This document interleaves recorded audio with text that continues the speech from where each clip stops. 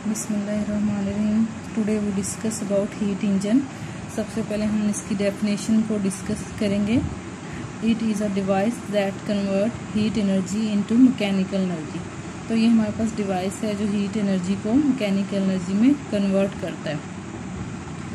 Every heat engine takes heat from a hot body source, convert a part of it into work and rejects the remaining part to a cold body sink.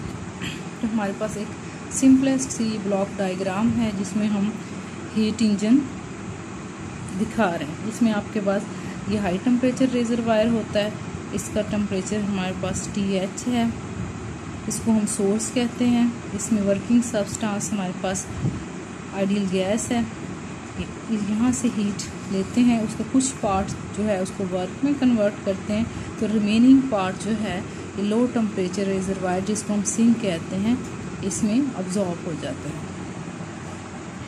इसकी construction में ये है कि heat engine consist of a cylinder having movable piston filled with ideal gas as working substance. A hot reservoir, ये हमारे पास hot reservoir which serve as a heat reservoir through which the working substance absorb heat. इसमें से जो ideal gas है वो heat को absorb कर लेती है, उसका कुछ पार्ट वर्क में कन्वर्ट करके रिमेनिंग पार्ट जो है हीट का वो लो टेम्परेचर रेजरवायर या सिंक को दे देती है। A cold reservoir which serve as sink to which the heat is rejected. तो इसकी कंस्ट्रक्शन है कि ये आपके पास सोर्स है, ये सिंक है, आइडियल गैस इसमें से हीट अब्जॉर्ब करती है और इसको रिजेक्ट करती है। अब हम इसके प्रिंसिपल को डिस्कस करेंगे। A heat engine carries some working substance through a cyclic process during which the working substance absorb energy by heat from a high temperature energy reservoir. इसमें हमारे पास वर्किंग सब्सटेंस जो है वो हाई टेम्परेचर रिजर्वायर से heat absorb करता है। Work is done by the engine, उसका जो पार्ट है वो वर्क में कन्वर्ट हो जाता है, हीट का कुछ part. Work is done by the engine, energy is expelled by heat to a low temperature reservoir, और जो रिमेनिंग हमारे पास एनर्जी है वो लो टेम्परेचर रिजर्वायर को चली जाती है। अब इसका ऑपरेशन किस तरह से परफॉर्म होता है। Consider the operation of a heat engine which uses ideal gas as the working substance. The ideal gas absorb heat QH from high temperature reservoir at temperature TH and then does work on the surroundings. After doing work, heat QL is rejected to the low temperature reservoir at temperature TL. ऐसे already हम discuss कर चुके हैं कि ये हमारे पास heat engine है, ये हाई टेम्परेचर रिजर्वायर है, वर्किंग सब्सटेंस आइडियल गैस है। QH अमाउंट ऑफ हीट जो है सोर्स से लेगी, उसका कुछ पार्ट जो है वो W वर्क में कन्वर्ट होगा। रिमेनिंग जो हीट है QL वो लो टेम्परेचर रिजर्वायर जो हमारे पास सिंक है उसको दे दी जाए। अब हम जो हीट इंजन है इसकी एफिशिएंसी को डिस्कस करेंगे।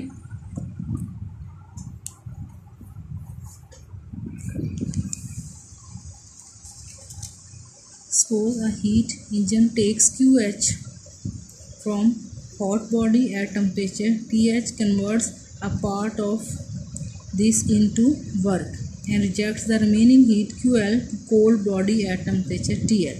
तो हमारे पास ऑलरेडी जब हम डिस्कस कर चुके हैं कि हीट इंजन क्या करता है, QH amount of heat high temperature reservoir से लेता है, उसका कुछ पार्ट जो है W उसको वर्क में कन्वर्ट करता है। जो रिमेनिंग हीट होती है QL जो कोल्ड टेम्परेचर सिंक में चली जाती है low temperature reservoir. After completing one complete cycle the system return to the initial state, so its internal energy remains constant in a cycle.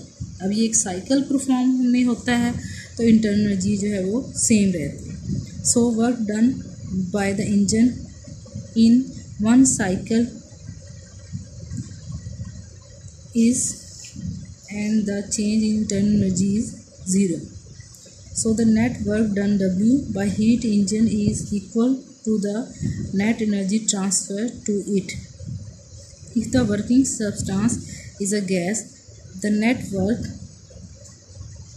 done in a cyclic process is the area enclosed by the curve represented the process on a PV diagram. कि ये हमारे पास PV diagram है, ये pressure है, volume है, ये एक cyclic process है जिसमें हीट इंजन एक साइकिल परफॉर्म कर रहा है। तो ये जो हमारे पास कर्व है इसके अंदर ये जो एरिया है that is the net work done. The efficiency of the heat engine is defined as ratio of work done by the engine in one cycle to the heat absorb in one cycle. Efficiency mathematically हमारे पास क्या होती है, output over input. तो अब इसमें हमारे पास जो आउटपुट है वो हमारे पास वर्क है और इनपुट क्या है, QH अमाउंट ऑफ हीट है जो हाई टेम्परेचर रिजर्वायर से इंजन ने अब्जॉर्ब की। अब इसमें ये है कि QH अमाउंट ऑफ हीट जो है वो टोटल अब्जॉर्ब की थी और उसमें से W अमाउंट ऑफ जो वर्क डन और रिमेनिंग जो एनर्जी है QL वो लो टेम्परेचर रिजर्वायर को गई। तो QH माइनस QL ये जो दोनों का डिफरेंस है that is equal to work.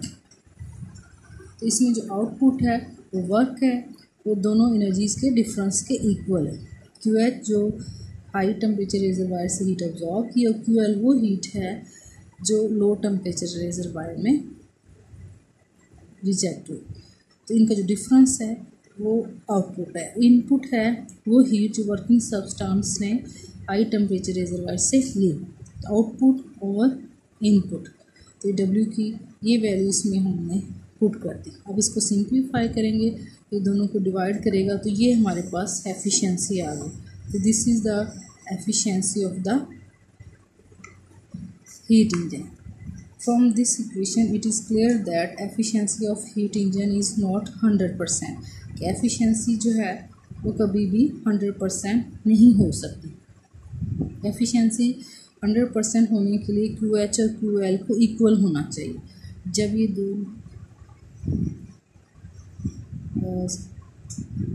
Efficiency को 100% होने के लिए QL जो है वो 0 होनी चाहिए। 0 ओवर समथिंग 0, तो 1 मल्टीप्लाई बाय 100 तो एफिशिएंसी हमारे पास 100 हो जाएगी। The efficiency can be 100% if QL equal to 0।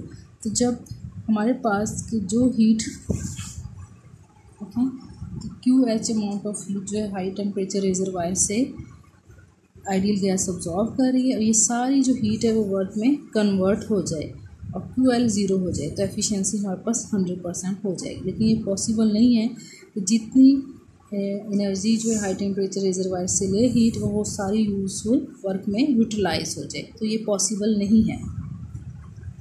तो अगर ये पॉसिबल हो जाएगा तो QL 0 हो जाएगी। No heat is transfer to the cold body and heat taken from hot body is completely converted into work.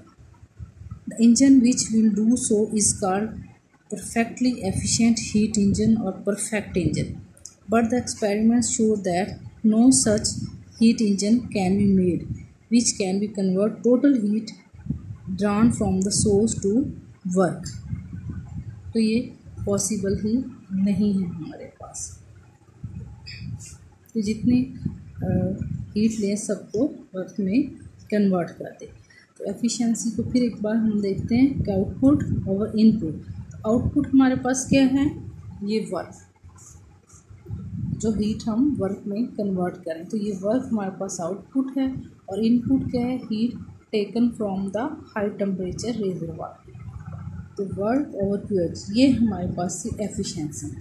अब वर्क हमारे पास क्या है कि QH अमाउंट ऑफ हीट जो हाई टेम्परेचर रिजर्वायर से ली और ये जो QL जो है लो टेम्परेचर रिजर्वायर को हम हीट दे रहे हैं, तो दोनों का जो डिफरेंस है वो हमारे पास वर्क के इक्वल है। यही वैल्यू हमने यहाँ पे पुट की। ये सिंपलीफाई करने के बाद हमारे पास आए तो एफिशिएंसी 100% तभी होगी कि जब ये क्वांटिटी हमारे पास 0 हो। तो ये क्वांटिटी 0 कब होगी, जब QL हमारे पास 0। QL 0 होने का मतलब ये है कि जितनी हीट जो है हाई टेम्परेचर रिजर्वायर से हम दें और सारी उसको हम वर्क में कन्वर्ट कर दें। तो अगर ऐसा होगा तो इंजन परफेक्ट इंजन बन जाएगा, लेकिन प्रैक्टिकली ऐसा इंजन जो है वो एग्जिस्ट नहीं करता। ये हमारे पास सेकंड लॉ ऑफ थर्मोडायनामिक्स है। तो ये हीट इंजन का टॉपिक हमारे पास यहाँ पे कंप्लीट हो जाता है।